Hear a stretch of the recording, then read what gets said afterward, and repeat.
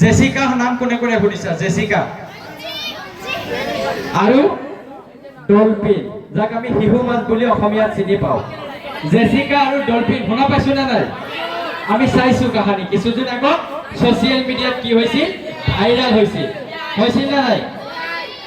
গতিকে তেওঁলোকৰ মাজত সম্পৰ্ক আছিল, বহুত এটা ভাল সম্পৰ্ক, য'ত জেছিকাই সৰুৰ পৰাই ডলফিনৰ লগত কি কৰিছিল, এটা ভাল আত্মীয় সম্পৰ্ক গঢ়ি উঠিছিল, হয়নে নহয়? সৰুৰ পৰাই জেছিকাই শিহু মাছটিৰ লগত খেল ধেমালি কৰিছিল। মানুহক হাজাৰ হাজাৰ মানুহে তেওঁলোকৰ খেল চাবৰ কাৰণে দৰ্শকসকল আচলতে চাৰিওপাশে আচলতে ভিৰ কৰিছিল।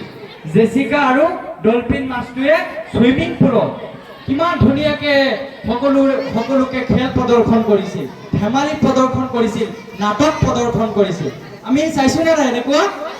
গতিকে এদিন হঠাৎ কি হ'ল, ছুইমিং পুলৰ নীলা পানী ৰঙাৰে ৰক্তাক্ত হৈ গৈছে। কি হৈছে? ৰঙা হৈ গৈছে। নীলা পানী ৰঙা হৈ গৈছে।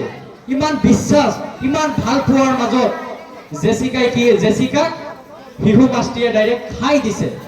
গতিকে বিশ্বাস কিমান আছিল তেওঁলোকৰ মাজত, বহুত বিশ্বাস আছিল। জেছিকা যেতিয়া তোমালোকৰ নিচিনা সৰু আছিল, তেতিয়াৰ পৰা শিহু মাছৰ লগত খেল ধেমালি কৰিছিল, এটা ভাল সম্পৰ্ক গঢ়ি উঠিছিল। আৰু কিছুদিন পিছত সিদিনা আমি চালো, জেছিকাও ইমান ডাঙৰ হ'ল, কিন্তু শিহু মাছটোৱে কি কৰিলে, জেছিকাক ডাইৰেক্ট খাই দিলে। আমি চাইছো নে নাই? গতিকে মই এই কথাষাৰ কিয় কৈছো, যে আমাৰ প্ৰত্যেকজন ছাত্ৰ ছাত্ৰীৰ লগত শিহু মাছ আছে। আমাৰ প্ৰত্যেকজন ছাত্ৰ ছাত্ৰীৰ লগত শিহু মাছ আছে, আৰু সেই শিহু মাছটি হৈছে মোবাইল ফোন। আমাৰ বিশ্বাসী বস্তু হৈছে মোবাইল ফোন। আমি গুগলত মুহূৰ্তত বিশ্ব ব্ৰহ্মাণ্ডৰ খবৰ যি চাৰ্চ কৰো, তাকে মুহূৰ্তত আহি যায়, আহে নে নাই?